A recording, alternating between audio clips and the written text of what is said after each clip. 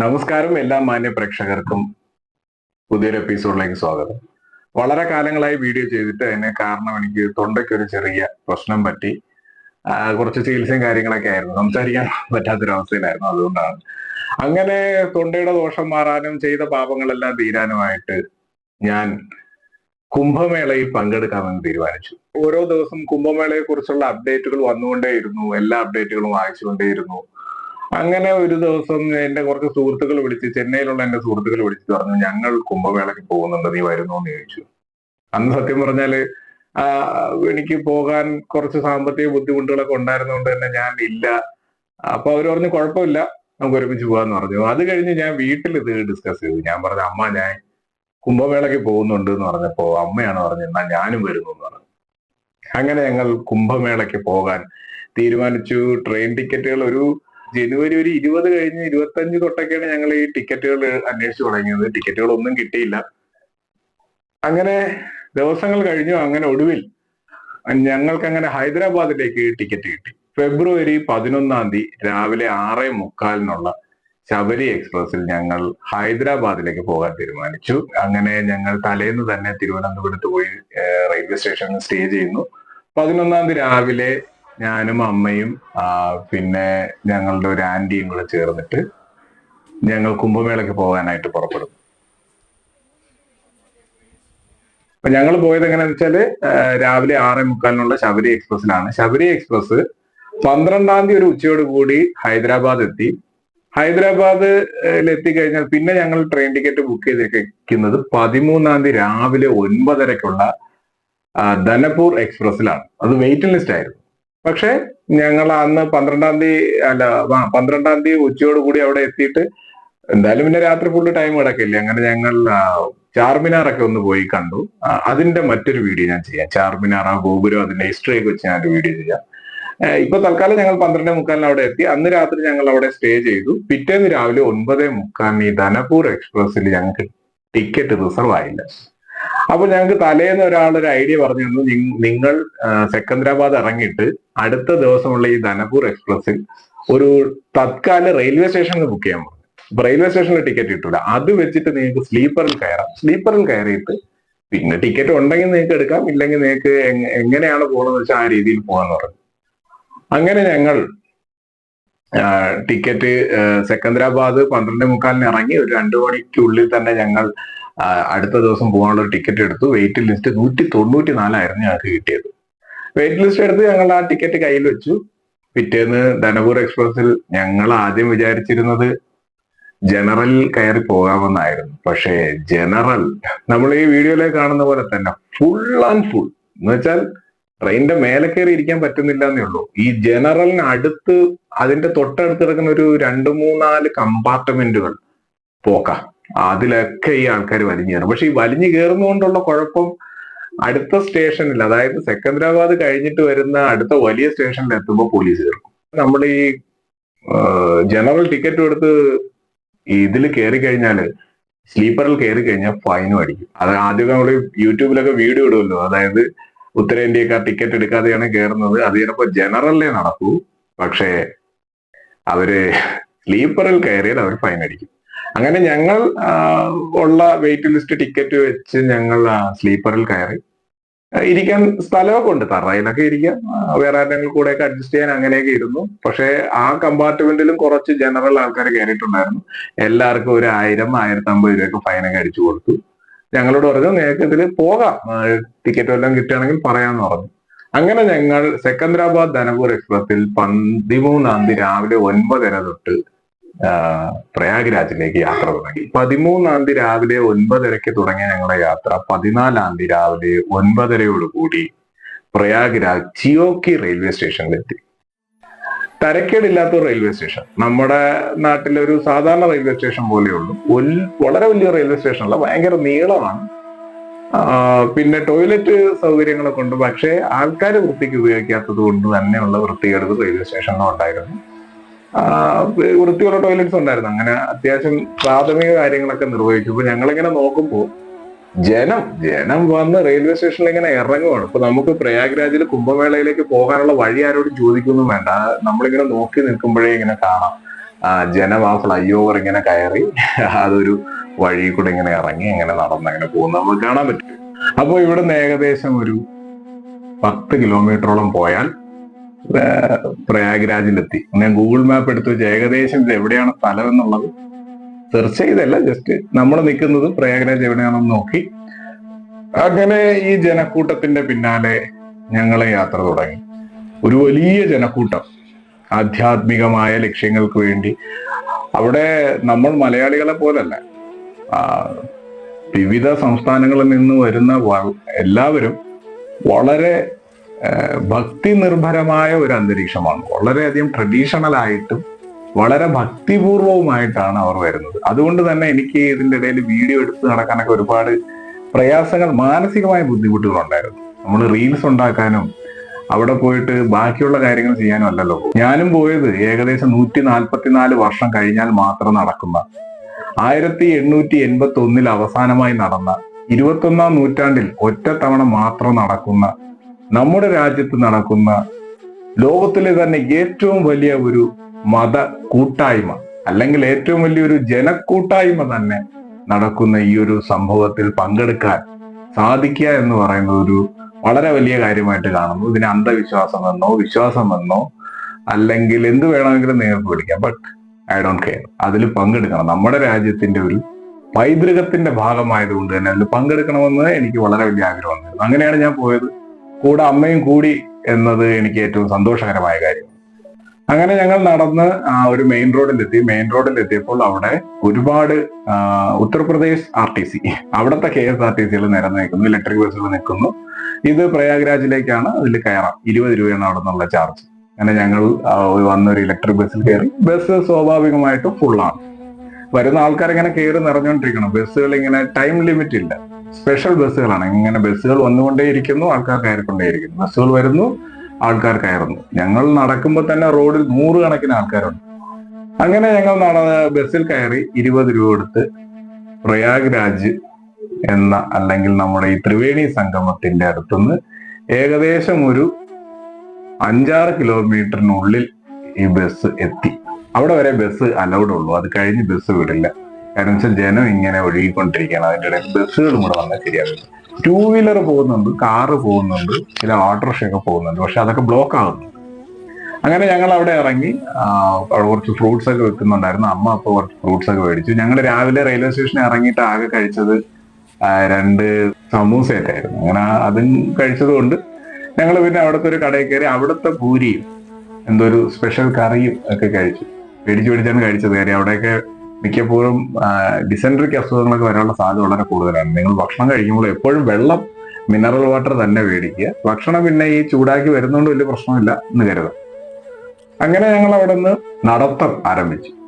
നടത്തം ഒരു വലിയ നടത്തമാണ്. ഒരു ദേശീയ പതാകയൊക്കെ റോഡിന്റെ സൈഡിൽ ഉണ്ടായിരുന്നു. അങ്ങനെ നടന്ന് മുന്നോട്ട് പോകുന്നു. ഒരുപാട് ആൾക്കാർ, യുവാക്കൾ, യുവതികൾ, പ്രായമായവർ, ചെറുപ്പക്കാർ, കുട്ടികൾ തുടങ്ങി ഒരു വലിയ ജനക്കൂട്ടം തന്നെ അവിടെ ഉണ്ടായിരുന്നു. ഇതെല്ലാം കണ്ടുകൊണ്ടാണ് ഞങ്ങൾ യാത്ര തുടരുന്നത്. നടന്ന് ഞങ്ങളൊരു ട്രാഫിക് സിഗ്നൽ ഉള്ളൊരു ജംഗ്ഷനിലെത്തി. ജംഗ്ഷനിൽ നിന്ന് പോലീസുകാരോട് ഞങ്ങൾ ചോദിച്ചു, ഇത് എങ്ങോട്ടാണ്, ഏതാ സ്ഥലം? ഒരു ഈ ജനം മുഴുവൻ പോകുന്ന അങ്ങോട്ടാണ്, നിങ്ങൾ അത് തന്നെ ഫോളോ ചെയ്താൽ മതി എന്ന് പറഞ്ഞു. അങ്ങനെ ഞങ്ങൾ അവരെ ഫോളോ ചെയ്ത് ഒരു റോഡ്, നല്ല വിശാലമായ റോഡൊന്നും പറയാൻ കേട്ടോ, അതിഗംഭീരമായ റോഡ് ആൻഡ് ട്രാഫിക് സംവിധാനങ്ങളാണ്. നമ്മൾ ആ സമയത്തൊക്കെ യൂട്യൂബിലൊക്കെ കിലോമീറ്ററുകൾ കണക്കിന് ഈ എന്താ പറയുക ട്രാഫിക്കിൽ കുടുങ്ങി കിടക്കുന്നു എന്നൊക്കെയുള്ള വാർത്തകൾ കേട്ടതാണ്. പക്ഷേ ഈ ഇതിന്റെ നിയറസ്റ്റ് സ്പേസിൽ ഒന്നും തന്നെ ട്രാഫിക് പ്രശ്നങ്ങളൊന്നുമില്ല. വണ്ടികൾ ധാരാളം വരുന്നുണ്ട്, പോകുന്നുണ്ട്, പ്രശ്നങ്ങളൊന്നുമില്ല. അങ്ങനെ ഞങ്ങൾ നടന്നു. ഈ റോഡിന്റെ സൈഡിൽ കൂടി ആൾക്കാർക്ക് പോകാനുള്ള നടവഴിയുണ്ട്, അല്ലാതെ റോഡ് ഒരു 4 വരി പാത തൊട്ടടുത്തുണ്ട്. ഇത് പോകുന്നത് ഒരു വലിയ ഡബിൾ കേബിൾ സ്റ്റേഡ് ബ്രിഡ്ജിലോട്ടാണ്.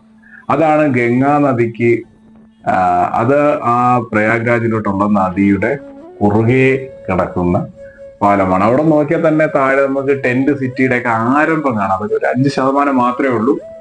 ആ വമ്പൻ വടങ്ങൾ കൊണ്ട് അല്ലെങ്കിൽ വലിയ ഇരുമ്പ് കമ്പികൾ കൊണ്ട് ബന്ധിച്ചിട്ടുള്ള അതിഗംഭീരമായ കേബിൾ സ്റ്റേഡ് ബ്രിഡ്ജ്. കേരളത്തില് ഉടനെ തന്നെ അതിന്റെ ഒരെണ്ണം വരാൻ പോകുന്നുണ്ട്, പണി നടക്കുന്നുണ്ടെന്നാണ് കേട്ടത്.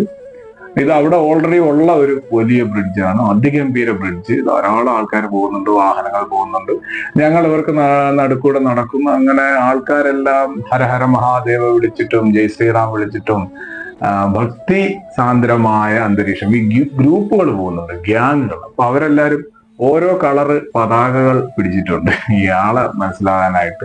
ചിലർ കാവി പിടിച്ചിട്ടുണ്ട്, നീല പിടിച്ചിട്ടുണ്ട്, മഞ്ഞ പിടിച്ചിട്ടുണ്ട്, പച്ചയും പിടിച്ചിട്ടുണ്ട് ഇന്ന ആൾക്കാര്. അങ്ങനെ ഒരു ജാതി മത വ്യത്യാസങ്ങളൊന്നും ഇല്ലാതെ എല്ലാവരും വളരെ വളരെ ഭക്തിപരമായി നടക്കുന്ന ഒരു കാഴ്ച.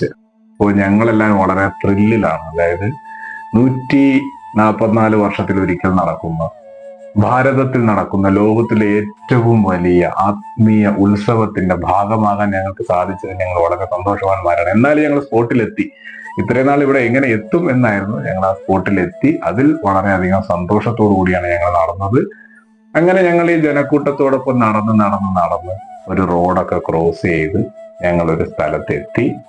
അവിടെ ഞങ്ങൾ വേലി ചാടി കടന്നാണ് പോയത്. കാര്യം ഞങ്ങൾക്ക് കറക്റ്റ് വഴി അറിയില്ലായിരുന്നു. ഞങ്ങൾ ഏതോ വഴി കൂടെ ഈ പ്രയാഗ്രാജിന്റെ ടെന്റ് സിറ്റിയിലേക്ക് അടുത്തെത്തി. പക്ഷെ വേലി കിട്ടിയിരിക്കുന്നു, മരം കൊണ്ടുള്ള വേലിയാണ്. ഞാനും അമ്മയും ആന്റിയൊക്കെ അതിൻ്റെ കൂടെ ഒക്കെ ഊർന്നങ്ങ് അപ്പുറത്തിറങ്ങി എല്ലാവരുടെ കൂടെയായി. ആ മെയിൻ വഴിയിലോട്ട് എത്താൻ ഞങ്ങൾ വേറെ ഏതോ റൂട്ട് വഴിയാണ് പോയത്.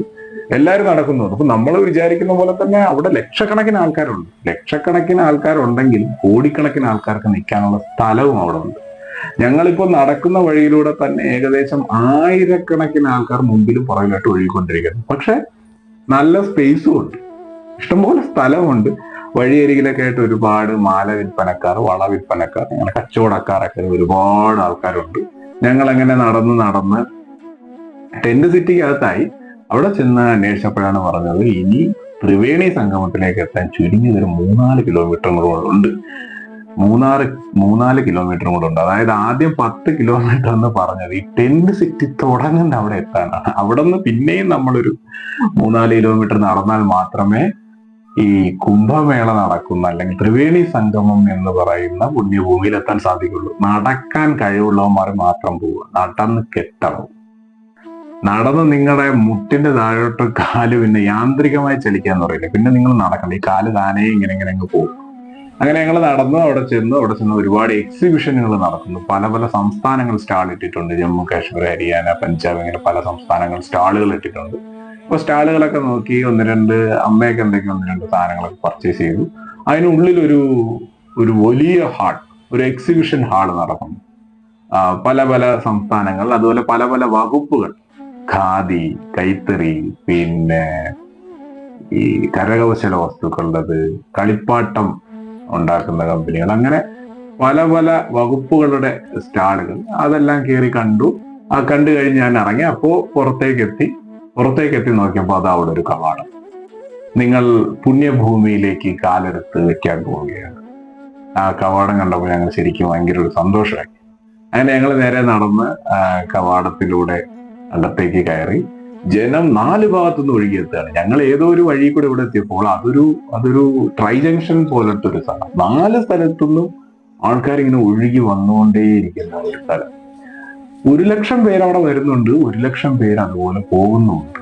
വല്ലാത്തൊരു ഒരു ഭൂമിയാണത്. ഞങ്ങളിങ്ങനെ നടക്കുന്നു, ആൾക്കാർ തട്ടിമറിഞ്ഞും ഒക്കെ പോകുന്നുണ്ട്. പോലീസ് അനൗൺസ് ചെയ്യുന്നുണ്ട് നിങ്ങളുടെ ബിലോങ്ങിങ്സ്, കയ്യിലുള്ള സാധനങ്ങളൊക്കെ സൂക്ഷിച്ചോളണം എന്ന് പറയുന്നുണ്ട്. ഇതിന്റെ ഇടയിൽ ആത്മീയതയ്ക്ക് വേണ്ടി വരുന്നവരുണ്ട്, വോട്ടിക്കാൻ വേണ്ടി വരുന്നവരുണ്ട്. ചിലര് പറയും ഈ ആത്മീയതയിൽ വന്ന ആൾക്കാർ മറ്റൊരാളുടെ സ്വർണം മോട്ടിച്ചുകൊണ്ട് പോയി, എന്ത് ആത്മീയതാണോ എനിക്ക് ചോദിക്കുന്ന ചില ലെഫ്റ്റ് ലിബറൽസ് ഉണ്ട്. അത് വേറെ. ശരിക്കും ആത്മീയതയ്ക്ക് വേണ്ടി വരുന്നവന് ആത്മീയതയ്ക്ക് വേണ്ടി വരികയും ഇതിന്റെ ഇടയിൽ മോട്ടിക്കാൻ വരുന്നവന് മോട്ടിക്കുകയും ചെയ്യും. അത് നമ്മൾ പറഞ്ഞിട്ട് കാര്യമല്ല. അങ്ങനെ ഞങ്ങൾ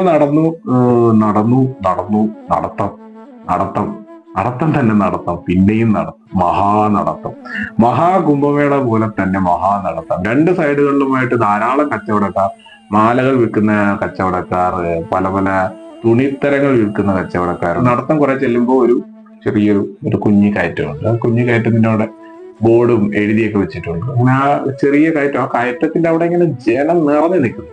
അപ്പോഴമ്മ പറയുന്നത് നമുക്ക് ആ ജനത്തിരക്കൊന്ന് കുറഞ്ഞിട്ട് പോയാൽ പോരെ. ഞാൻ പറഞ്ഞു നമ്മുടെ ചുറ്റും ഒന്ന് നോക്കി, ചുറ്റും ജനമുണ്ട്, പക്ഷെ നമ്മൾ വളരെ ഫ്രീ ആയിട്ട് നടക്കുന്നതുകൊണ്ട് നമുക്ക് തോന്നുന്നതാണ് അവിടെ എത്തിയാലും അങ്ങനെ തന്നെ ആയിരിക്കും.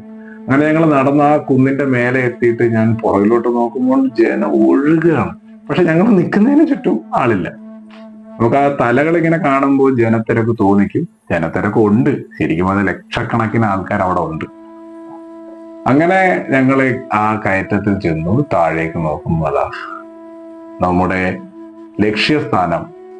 മനുഷ്യന് ഏകദേശം 60 കോടിയോളം ഭക്തർക്ക് ഭാഗ്യമുണ്ടായ, അല്ലെങ്കിൽ കേട്ട് കേട്ട് തഴമ്പിച്ച കുംഭമേള എന്നും പൂർണ്ണ കുംഭമേള എന്നും അർദ്ധ കുംഭമേള എന്നും കേട്ടിട്ടുള്ള നമ്മുടെയൊക്കെ ജീവിത കാലഘട്ടത്തിൽ നടക്കുന്ന മഹാകുംഭമേള എന്ന് പറയുന്ന ആ മഹാസംഭവം ഞങ്ങൾ മുന്നിൽ കാണുകയാണ്. ധാരാളം ടെന്റ് സിറ്റികൾ, ഒരുപാട് ജനങ്ങൾ, പോലീസിന്റെ പട്ടാളത്തിന്റെ ഒരു ബഹളം തന്നെ. ലക്ഷക്കണക്കിന് പോലീസുകാർ അവിടെ ഉണ്ടെന്ന് നമുക്ക് തോന്നും. കാര്യം പോലീസ് അർദ്ധസൈനിക വിഭാഗങ്ങളെ തൊട്ടെല്ലാം നടക്കാനില്ല. വളരെ ഭയങ്കര ഹൈ അലർട്ട് സെക്യൂരിറ്റിയിലാണ് അവിടെ കാര്യങ്ങൾ. ഞങ്ങൾ നേരത്തെ അവിടെ മഹാവിഷ്ണുവിന്റെ ഒരു മത്സ്യരൂപത്തെ വെച്ചിട്ടുള്ള ഒരു വലിയ ഒരു കവാടം, ആ കവാടവും ക്രോസ് ചെയ്ത് ഞങ്ങൾ നടന്നു. ജനം ഇങ്ങനെ ഒഴുകുകയാണ്. നമ്മുടെ ഈ ഒഴുക്കിന്റെ കൂടെ നീന്താൻ തുടങ്ങിയ അവിടെ ഒഴുക്കിന്റെ കൂടെ പോകും. ഈ ജനം മുഴുവൻ ത്രിവേണി സംഗമം ടാർഗറ്റ് ചെയ്താണ് പോകുന്നത്. എനിക്കാണെങ്കിൽ ഗംഗാ നദി ഒന്ന് കണ്ടാൽ മതി എന്നൊരു അവസ്ഥയിലെത്തി. കാര്യം നടത്തം തുടങ്ങിയിട്ട് ഏകദേശം 2-3 മണിക്കൂറായി. അങ്ങനെ ഞങ്ങൾ നടന്ന് കുറച്ചുപേരെ കഴിഞ്ഞപ്പോൾ ഞാൻ അമ്മേനോട് പറഞ്ഞു, നമുക്ക് ഈ വഴി ഒന്ന് മാറ്റി പിടിക്കാം, ഇടത്തോട്ട് വഴി കിടക്കാം. ഞാൻ ഗൂഗിൾ മാപ്പ് എടുത്ത് നോക്കിയപ്പോൾ എന്റെ ഇടത് സൈഡിലൂടെ ഗംഗ ഒഴുകുന്നുണ്ട്. അങ്ങനെ ഞങ്ങൾ ഇടത്തോട്ട് ഗംഗ ലക്ഷ്യം വെച്ച് നടന്നു. അങ്ങനെ ഞങ്ങൾ നേരെ ചെല്ലും. ഈ ത്രിവേണി സംഗമത്തിന്റെ അക്കരെ ഇക്കരയും പോകാനായിട്ട് ഏകദേശം 26 താൽക്കാലിക പാലങ്ങൾ അവിടെ കെട്ടിയിട്ടുണ്ട്. അങ്ങനെ ഞങ്ങൾ ചെന്നു. വെള്ളം അല്പം കുറഞ്ഞിട്ടുണ്ട്. ഒരുപാട് പേർ ഇറങ്ങി സ്നാനം ചെയ്തു. നമ്മൾ ഈ കാണുന്ന ഇവരൊക്കെ എടുത്തിടുന്ന വീഡിയോസ് എന്ന് പറഞ്ഞാൽ വളരെ ഏതെങ്കിലും മുക്കിലും മൂലയിലുള്ള കുറച്ച് ചെളി കൂടി കിടക്കുന്നത്, വേസ്റ്റ് കൂടി കിടക്കുന്നത്. വേസ്റ്റ് എന്ന് പറയുന്ന സാധനമില്ല. വേസ്റ്റ് എന്ന് പറയുന്നത് ആൾക്കാർ അവിടെ പൂജ ചെയ്ത് ഇടുന്ന പൂക്കളും തേങ്ങയുമാണ്. ഇത് അവിടെ ഒരു ബാരിക്കേഡ് വെച്ചിട്ടുണ്ട്. ഈ ബല്ലാസ്റ്റ് എന്ന് പറയുന്ന സാധനമുണ്ട്, വെള്ളത്തിൽ പൊങ്ങി കിടക്കുന്നത്. അതാണ് ഈ വേലി വെച്ചിരിക്കുന്നത്. ഇത് എന്തിട്ടാലും ഈ ബല്ലാസ്റ്റിന്റെ അപ്പുറത്തേക്ക് ഇത് പോവില്ല. ഇത് ഇവിടെ തന്നെ കിടക്കും. അപ്പുറത്തേക്ക് ഇടാൻ അവർ സമ്മതിക്കില്ല. അവിടെ തന്നെ തോണിയിൽ ആൾക്കാരുണ്ട്. അവര് വല വെച്ച് ഇതിങ്ങനെ കോരി അപ്പോഴെ തന്നെ മാറ്റും. എന്ന് വെച്ചാൽ അറ്റ് എ ടൈം 1 മിനിറ്റിൽ തന്നെ 100 പേരാണ് അവിടെ പൂജ ചെയ്യുന്നത്. അപ്പൊ 100 പേരും കൂടെ പൂജ ചെയ്യുമ്പോൾ ഈ 100 പേരിടുന്ന പൂക്കളും തേങ്ങയും അവിടെ വീഴും. ആ പൂക്കളും തേങ്ങയും അവിടെ വീണ് ഒരു 10 മിനിറ്റ്, ഒരു 2 മിനിറ്റ് അവിടെ അത് കിടക്കും. അപ്പോ ഒരു 2 മിനിറ്റോളം അത് അവിടെ കിടക്കും. അത് ഞാൻ ഫോട്ടോ എടുത്തിട്ട് വേസ്റ്റ് ആണെന്ന് പറഞ്ഞാൽ വേസ്റ്റ് ആണ്, മനസ്സിലായില്ല. പക്ഷെ ആ 2 മിനിറ്റ് കൊണ്ട് ആ 2 പാലങ്ങൾക്കിടയിൽ ഉള്ള ആ ഒരു ഗ്യാപ്പിലുള്ളത് അപ്പം തന്നെ ക്ലീൻ ചെയ്യും. അവരിങ്ങനെ ക്ലീൻ ചെയ്തുകൊണ്ടേയിരിക്കുന്നു. ഞങ്ങൾ പറഞ്ഞ വീഡിയോ എടുക്കുന്നതിന് ഒരുപാട് പരിമിതികളുണ്ട്. ഞാൻ ഇത്തരം ട്രാവലോഗ്സ് എടുക്കാത്ത ഒരാളാണ്. ഗംഗയിൽ ത്രിവേണി സംഗമത്തിൽ മഹാകുംഭമേളയിൽ പങ്കെടുത്ത ഒരു സന്തോഷത്തിൽ കുറച്ച് കാര്യങ്ങൾ നിങ്ങളെ കാണിക്കാനും കൂടെ വേണ്ടിയിട്ടാണ് ഞാൻ ഈ വീഡിയോ എടുത്തതേ ഉള്ളൂ. ധാരാളം സ്ത്രീകൾ കുളിക്കുന്നുണ്ട്, പ്രായമായവർ കുളിക്കുന്നുണ്ട്. വളരെ ഫ്രീ ആയിട്ടാണ് അവർ കുളിക്കുന്നത്. നമ്മൾക്കത് അവിടെ ആ ഒരു ചിന്ത വരത്തില്ല. മാത്രമല്ല നമ്മുടെ ഷൂട്ടിങ്ങിൽ അവർ കുടുങ്ങിപ്പോയാൽ അത് വളരെ മാനസിക വിഷമം ഉണ്ടാക്കുന്ന കാര്യങ്ങളാണ്. അതുകൊണ്ട് വലുതായിട്ട് ഞാൻ ഷൂട്ട് ചെയ്തില്ല. ഞാൻ അങ്ങനെ അമ്മയൊക്കെ ഇറങ്ങി ആദ്യം കുളിച്ചു. അത് കഴിഞ്ഞിട്ട് ഞാനും ഇറങ്ങി ഗംഗാദേവി പ്രാർത്ഥിച്ചു, പൂജ നടത്തി. അതിന്റെ ഒന്നും വീഡിയോ എടുക്കാനും പറ്റില്ല കേട്ടോ. അമ്മയൊന്നും അങ്ങനെ വീഡിയോ എടുക്കാൻ അങ്ങനെ സ്കിൽഫുൾ ആയിട്ടുള്ള ആൾക്കാരല്ല അവര്. ഞാനത് പിന്നെ അപ്പോൾ ഇത് വീഡിയോ എടുക്കാൻ ഞാൻ ചെയ്യട്ടെ എന്നൊന്നും ഞാൻ പറഞ്ഞൊന്നുമില്ല. പക്ഷെ ഞാൻ വെള്ളത്തിലിറങ്ങി മുങ്ങാൻ നേരത്ത് അമ്മ വന്നിടാ ഞാൻ വീഡിയോ എടുത്തു തരാന്ന് പറഞ്ഞു. അങ്ങനെ ആ ഗംഗയിൽ മുങ്ങി പ്രാർത്ഥിക്കുന്ന മാത്രം വീഡിയോ എടുക്കാൻ കഴിഞ്ഞു. അങ്ങനെ ഗംഗയിൽ നിന്നും കരയിൽ കയറി ഞങ്ങൾ ഡ്രസ്സെല്ലാം ഉണക്കാനായിട്ട് അവിടെ വിരിച്ചിടാനൊക്കെ സ്ഥലമുണ്ട്, ഇഷ്ടംപോലെ സ്ഥലമുണ്ട്. സ്ത്രീകൾക്ക് വസ്ത്രം മാറാനായിട്ട് ഒരു 10,000 റൂമെങ്കിലും അവിടെ കിട്ടിയിട്ടുണ്ട്. സ്ത്രീകൾക്ക് കയറുക, വസ്ത്രം മാറുക എന്ന് പറഞ്ഞാൽ ഇരുമ്പ് മറയാണ്, ഇരുമ്പ് വാതിലാണ്, ഇരുമ്പ് ഷീറ്റാണ് ടോപ്പിൽ. യാതൊരു തരത്തിലുള്ള മറ്റ് ചിന്തകളോട് കൂടി വരുന്നവന്മാരെ അട്ടികൊണ്ട് തിരുന്നവും ചെയ്യും. കാര്യം എല്ലായിടത്തും പോലീസുണ്ട്. ആ എല്ലാ പോയിന്റിനും ഓരോ കഷ്ണങ്ങളായിട്ടാണ് ഈ ഏരിയ തിരിച്ചിരിക്കുന്നത്. ഓരോ കഷ്ണം ഇത്ര പേരുടെ ചാർജിലാണ്. അല്ലാതെ മൊത്തത്തിൽ കൊടുത്തിട്ട് എല്ലാവരും കൂടെ നോക്കിക്കോണമെന്നല്ല. 2 ബ്രിഡ്ജിന്റെ ഇടയിൽ ഒരു 10 പേർക്ക് ചാർജ്, അടുത്ത ബ്രിഡ്ജിന്റെ ഇടയിൽ ഒരു 10 പേർക്ക് ചാർജ്. അതുകൊണ്ട് തന്നെ അവർക്ക് അവരുടെ ഏരിയ മാത്രം നോക്കിയാൽ മതി. അപ്പുറത്ത് എന്ത് കിടക്കണം അവർ നോക്കേണ്ട കാര്യം, അത് നോക്കാൻ വേറെ ആൾക്കാരുണ്ട്. പിന്നെ ഗംഗ ഭയങ്കര ഒഴുക്കാണ്, നല്ല വേഗതയിലാണ് ഒഴുകുന്നത്. നമ്മൾ ഈ മുങ്ങുമ്പോൾ നമുക്ക് അറിയാൻ പറ്റും അടിയിലൊരു വലിയുണ്ടാവും കാലടിയിലേക്ക്. പോയാൽ നമ്മൾ ത്രിവേണിയിൽ ചെന്ന് നോക്കിയാൽ മതി. ഞങ്ങൾ ത്രിവേണി എത്തിയിട്ടില്ല കേട്ടോ, അതാണ് ഇതിലും വലിയ രസം. ഇവിടുന്ന് ഇനി ഒരു 500 മീറ്റർ പോയാലേ ത്രിവേണി എത്തും. അങ്ങനെ അവിടെ ഇറങ്ങി കുളിച്ചിട്ട് നമുക്ക് ഇനി ത്രിവേണി പോവാം. ത്രിവേണി നമുക്ക് പൂജ നടത്താം. അവിടെ ഒന്ന് പോകണം. ത്രിവേണിയിൽ ഇറങ്ങുന്നൊന്നും ഷൂട്ട് ചെയ്യാനൊന്നും പറ്റിയില്ല കേട്ടോ. കാര്യം ഷൂട്ട് ചെയ്യാനായിട്ട് പോകണമെങ്കിൽ ഞാൻ ആളെയും കൊണ്ട് പോകണം, അവര് നിന്ന് ഷൂട്ട് ചെയ്യണം, ഞാൻ അവിടെ നിന്ന് അഭിനയിക്കണം. അതൊന്നും എന്നെ കൊണ്ട് പറ്റിയില്ല. അമ്മയും ഞാനും ആന്റിയും കൂടെ പോയി. അവരാദ്യം ഇറങ്ങി. ഞാനപ്പോ ഈ ലഗേജ് എല്ലാം പിടിച്ചേക്ക്. ത്രിവേണി മൊത്തം ഈ തറയിൽ മുഴുവൻ ചെളിയാണ്. നമ്മൾ ഈ ലഗേജ് ഒന്നും വെക്കാൻ പറ്റൂല. അങ്ങനെ അവിടെ നിന്ന് അവര് പോയി. ഞാൻ 3-4 ബാഗുണ്ട്. ഈ 4 ബാഗുമായിട്ട് ഞാൻ നിൽക്കുകയാണ്. പിന്നെ പറ്റുന്ന പോലെ അതിന് ചുറ്റുമുള്ള വീഡിയോ, ആ തിരക്ക് നിങ്ങളൊന്ന് കണ്ടുപോകണം. ആ കോർണറിലുള്ള തിരക്കാണ്. 3 കോർണറുകളാണോ, ഈ 3 മൂലകളിലും ഒടുക്കത്തെ തിരക്കാണ്. ജനം അങ്ങനെ ആ ത്രിവേണി സംഗമത്തിൽ ഇറങ്ങി കുളിക്കുക എന്നതാണ് ഏറ്റവും വലിയ, അല്ലെങ്കിൽ അവിടെ മുങ്ങി ഗംഗാരതി നടത്തുക എന്നതാണ് വളരെ വലിയൊരു കാര്യം. അങ്ങനെ അമ്മയൊക്കെ തിരിച്ചു കയറിയതിനു ശേഷം ഞാനും പോയി അവിടെ മുങ്ങി. വളരെ ഞാൻ ക്യാമറയൊക്കെ ഒഴിവാക്കി അമ്മേനേലും വീഡിയോ കൊടുത്തിട്ട് വളരെ സമാധാനത്തോടു കൂടി, സ്വസ്ഥതയോടുകൂടി, ഒരു എന്താ പറയാ, ഇനി ഇത് നടക്കുന്നത് 2169. അതായത് എനിക്ക് മക്കളുണ്ടായി, എൻ്റെ മക്കളുടെ മക്കളുടെ മക്കൾക്ക് അവിടെ പോകാനുള്ള ഭാഗ്യം ഉണ്ടാകും. 20-ാം നൂറ്റാണ്ടിൽ ഇല്ലാത്ത സംഭവം, 20-ാം നൂറ്റാണ്ടിൽ നടക്കാത്ത സംഭവം, മഹാത്മാഗാന്ധിക്കോ അന്നത്തെ നമ്മുടെ ധീരരായ ദേശാഭിമാനികൾക്കോ സാധിക്കാത്ത കാര്യം നമുക്ക് സാധിച്ചു. നമ്മുടെ കാലഘട്ടത്തിൽ നടന്നു. വളരെ വലിയൊരു സന്തോഷകരമായ ഒരു കാര്യമാണ്. അങ്ങനെ ത്രിവേണിയിൽ ഇറങ്ങി. അങ്ങനെ മനസ്സിനുള്ളിലൂടെ എന്തൊക്കെയോ ചിന്തകളാണ് അപ്പോൾ ഓടിപ്പോയത്. ഇത്രയും കാലത്തെ ജീവിതമൊക്കെ ഒരു സെക്കൻഡിൽ നമ്മുടെ ഉള്ളിലൂടെ വന്ന് ഒരു സന്തോഷം, മനസ്സിനൊരു ഭയങ്കര സംതൃപ്തി, ഒരു ഒരു ഒരു എന്താ പറയാൻ വാക്കുകളില്ല. ഈ ക്യാമറ വെച്ചിട്ട് നമുക്ക് ചെയ്യുമ്പോൾ ക്യാമറ എടുക്കുന്നുണ്ടോ അതൊക്കെ നോക്കേണ്ടി വരും. ഞാൻ അത്തരം കാര്യങ്ങൾക്കൊന്നും ഞാൻ നിൽക്കുന്നില്ല. വളരെ സന്തോഷത്തോടുകൂടി, സംതൃപ്തിയോടുകൂടി ഞാൻ ഗംഗയിൽ മുങ്ങി എഴുന്നേറ്റു, ത്രിവേണിയിൽ മുങ്ങി എഴുന്നേറ്റു. ഇപ്പോഴും ഓർക്കുമ്പോഴും എനിക്ക് ഭയങ്കര ഒരു സന്തോഷം തോന്നുന്ന ഒരു കാര്യമാണ്. ഗംഗയിൽ മുങ്ങി എഴുന്നേറ്റ് ഞാൻ വന്നു, അമ്മേനെ കണ്ടു. അവിടെ ഈ കുറി ഇങ്ങനെ നേരെ വിരിച്ച് ഇങ്ങനെ തൊട്ടയില് റാം എന്ന് പറഞ്ഞ കുട്ടികളെ മഹാകാളി, മഹാകാൽ, ഓം നമ ശിവായ ഇതൊക്കെ അടിച്ച് അങ്ങനെ അവിടെയുള്ള ആൾക്കാരുണ്ട്. അതൊരു സേവനം പോലെ അവർ ചെയ്യുന്നതാണ്. നമ്മളെന്തെങ്കിലും ഒരു ടിപ്പ് കൊടുക്കുക, അവരുടെ ഒരു വരുമാനം. അങ്ങനെ ഒരാളുടെ അടുത്ത് പോയി ഞാനും നെറ്റിയിലൊരു ചന്ദനമൊക്കെ അടിച്ച് റാം എന്നൊരു മുദ്രയും കുത്തി കുറെ നേരം അവിടെ ഇരുന്നു. പിന്നെ ഈ ആരോപണങ്ങളൊക്കെ നോക്കണമല്ലോ. വേസ്റ്റ്, ഗംഗയിൽ വേസ്റ്റ് ഒഴുകുന്നത്, അപ്പിയിട്ട് വെച്ചേക്കുന്ന അവിടേക്ക്, അതൊക്കെ എവിടെയായിരിക്കും അറിയോ? ഈ ത്രിവേണി സംഗമവും അല്ലെങ്കിൽ ഈ കുംഭമേളയും നടക്കുന്നതിന്റെ ഒക്കെ ഔട്ടറിൽ ഏതെങ്കിലും മൂലയില് ഒരുപാട് ദൂരെ. കാര്യം ഇവിടെ പോലീസ് ബന്ദോബസ്താണ്. നിങ്ങൾ അവിടെ പോയി അപ്പിടാനായിട്ട് ഇരിക്കുന്ന അടിച്ചന്തിക്ക് തന്നെ കിട്ടും, ഒരു സംശയവും വേണ്ട. നിങ്ങൾ വെള്ളത്തിൽ മുങ്ങി നിൽക്കുമ്പോൾ തന്നെ ലാഭം ചോദിക്കും എന്താണ് അവിടെ പരിപാടി. നമ്മുടെ മുന്നിൽ സാധാരണ മുങ്ങുന്നതായിരിക്കും. അത്രയ്ക്കും കൃത്യമായിട്ട് നോക്കുന്നു. ബാത്റൂംസ് ആണെങ്കിൽ ആയിരക്കണക്കിന് ടോയ്ലറ്റ്സ് ആണ് അവിടെ കെട്ടിയിട്ടേക്കുന്നത്, ആയിരക്കണക്കിന് ടോയ്ലറ്റ്സ്. പിന്നെ ബാത്റൂം സ്ത്രീകൾക്ക്, പുരുഷന്മാർക്ക്, ഞാൻ നേരത്തെ പറഞ്ഞില്ല, വസ്ത്രം മാറി നനഞ്ഞ തുണി വൃത്തിയാക്കാനുള്ള സൗകര്യങ്ങൾ, അങ്ങനെ എല്ലാവിധ ഫെസിലിറ്റിയും അവിടെ അവൈലബിൾ ആണ്. ഇതെല്ലാം കഴിഞ്ഞു ഞങ്ങൾ കുറെ നേരം അവിടെ ഇരുന്നു. പിന്നെ അവിടെ ഈ നമ്മൾ നാഗസന്യാസിമാർ അങ്ങനെയുള്ള ടീമാണ് പറഞ്ഞത്. അതൊക്കെ അപ്പുറത്തെ സൈഡിലാണ്. ഞാൻ കുറച്ച് അപ്പുറത്തൊക്കെ പോയിട്ടൊക്കെ വന്നു. നാഗസന്യാസിമാർ, തുണി കൊടുക്കാത്ത സന്യാസിമാരെ വരുന്നു. അവരൊന്നും അങ്ങനെയൊന്നും വരുന്നില്ല. അവരൊക്കെ വനത്തിലും തപസ്സിലും ഒക്കെയാണ്. അവരൊക്കെ ഈ മഹാകുംഭമേളയുടെ ഈ 42 ദിവസത്തിൽ ഒരു 7 പ്രധാന ദിവസങ്ങളുണ്ട്. അമൃത സ്നാനം, പിന്നെ അതുപോലെ തന്നെ നമ്മുടെ ശിവരാത്രി, ഇങ്ങനെയുള്ള കുറെ ടൈമുകളുണ്ട്. ഈ ടൈമുകളിലൊക്കെ അവർ വരുള്ളൂ. അവർ ലക്ഷക്കണക്കിന് ആൾക്കാരുണ്ട്. അവർ വരുമ്പോഴേക്കും അവരുടെ ബാരിക്കേഡുകൾ വെച്ച് വേറെ തിരിക്കും. അവരിങ്ങനെ കൂട്ടത്തോടെ ഇങ്ങനെ ഓടി വന്ന് ത്രിവേണിയിലേക്ക് ഇറങ്ങി ഒരു അറുമാതി ആണ് അവരത്. ഇപ്പൊ ചിലർ പറയും തുണി കൊടുക്കാത്ത ഈ സന്യാസിമാരുടെ കൂടെ പോയി നിൽക്കാനും നോക്കാനും നാണമില്ലേ എന്ന് ചോദിക്കുമ്പോ, ഈ നമ്മുടെ നാട്ടിൽ തുണി ഉടുത്ത് നടക്കുന്നവന്മാരാണ് ഈ ബലാത്സംഗം പീഡനമൊക്കെ ചെയ്യുന്നത്. അവരാരെങ്കിലും ബലാത്സംഗം ചെയ്തതായിട്ട് ഇന്നേ വരെ റിപ്പോർട്ടൊന്നും ചെയ്തിട്ടില്ല. അവർ വേറൊരു മൈൻഡ് സെറ്റാണ്. അവരാരെയും ഉപദ്രവിക്കാനോ അങ്ങനെയുള്ള ആൾക്കാരൊന്നല്ല. നമ്മൾ ഈ ഗംഗയിലോ അവിടെയൊക്കെ പോകാൻ നേരത്ത് കുറെ ഉടായ്പ സ്വാമിമാരുണ്ട്. യുവന്മാർ വന്നിട്ട് തലയെ കൈവച്ച് 2 പ്രാർത്ഥനയും പ്രാർത്ഥിച്ചിട്ട് 50 രൂപ 100 രൂപ കൊണ്ട് ഓൺലൈൻ കൊടുത്താൽ മതില്ല, ഉപദ്രവിക്കൊന്നുമില്ല, പോലീസെ കൊണ്ടൊന്നും ചെയ്യുന്നില്ല. അവരും ചോദിക്കും, നമ്മളെപ്പോ പാവമല്ലേ നമ്മൾ കൊടുത്തു. അത് ഉടായ്പ ടീം. ഈ യഥാർത്ഥത്തിലുള്ള സന്യാസിമാരാരും അങ്ങനെയൊന്നും ചോദിക്കുന്നില്ല. അവര് വരുന്നു, അവര് സ്നാനം ചെയ്യുന്നു, പൂജ ചെയ്യുന്നു, കർമ്മം ചെയ്യുന്നു, അവര് തിരിച്ചു പോകുന്നു. അപ്പൊ ഇനിയിപ്പോ ഞങ്ങൾ ചെല്ലുന്നത് അവിടെ ഞങ്ങൾ ഉള്ളത് 14-ാം തീയതി ആണ്. 14-ാം തീയതിയാണ്. അപ്പൊ അവരിനി വരുന്നത്, അവര് വന്നു പോയത് അമൃത സ്നാനത്തിന് 3-ാം തീയതിയാണ്. ഇനി അവർ വരുന്നത് 26-ാം തീയതി ശിവരാത്രിക്ക് വരുന്നത്.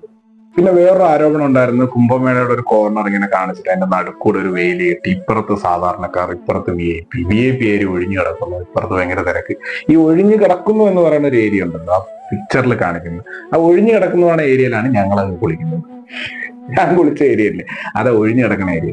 VIP ഏരിയ എന്ന് പറഞ്ഞൊരു ഏരിയ ഇല്ല. അത് ഈ ത്രിവേണി സംഗമത്തിന്റെ പുഴയുടെ നടുക്കായിട്ട് ഒരു 10 വീടുകൾ വെള്ളത്തിന് മേലെ പൊങ്ങിക്കിടക്കുന്ന ചെറിയ കുടിലുകൾ പോലെ കെട്ടിവെച്ചിട്ടുണ്ട്.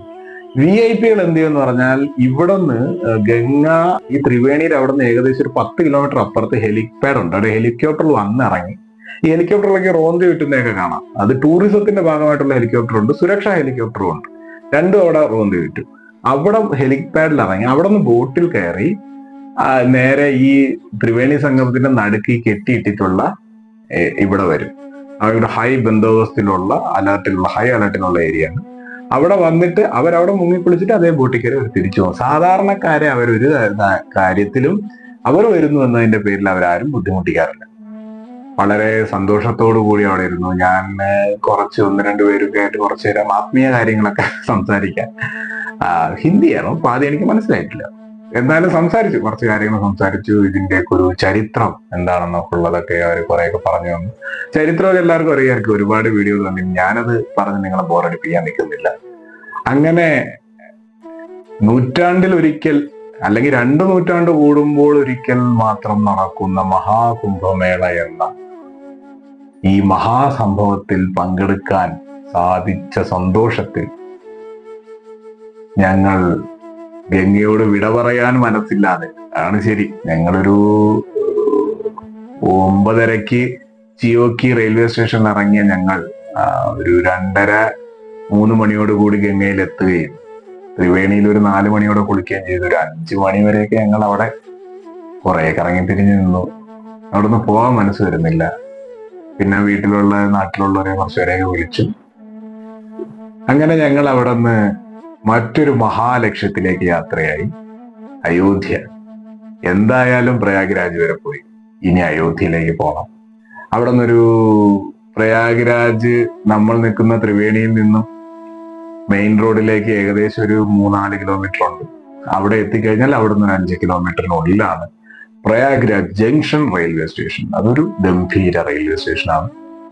അപ്പോൾ ഞങ്ങൾ 2 നൂറ്റാണ്ടിൽ നടക്കുന്ന മഹാകുംഭമേളയിൽ പങ്കെടുക്കുകയും ത്രിവേണിയിലും ഗംഗയിലും സ്നാനം ചെയ്യുവാനും എല്ലാം സാധിച്ചു. ഗുരുക്കന്മാരോടും പൂർവികരോടും ഒക്കെ നന്ദി പറയുന്നു. രാത്രിയുടെ ഒരു ചെറിയ മേമ്പൊടി വീണ് തുടങ്ങി. ഒരു സന്ധ്യയായി തുടങ്ങിയപ്പോൾ ഞങ്ങൾ ഇനി നമുക്ക് പ്രയാഗ്രാജിലേക്ക് പോകാം. നമ്മുടെ അടുത്ത മഹത്തായ മറ്റൊരു ലക്ഷ്യം അയോധ്യ ബാലരാമനെ, രാംലല്ല കാണുവാനും ഒരു ദർശന പുണ്യം ലഭിക്കാനുമായിട്ട് ഞങ്ങൾ അവിടെ നിന്ന് യാത്ര തിരിച്ചു. അവിടുത്തെ കാഴ്ചകളെല്ലാം കണ്ടുകൊണ്ട് ഞങ്ങൾ അങ്ങനെ നടന്നു നീങ്ങി.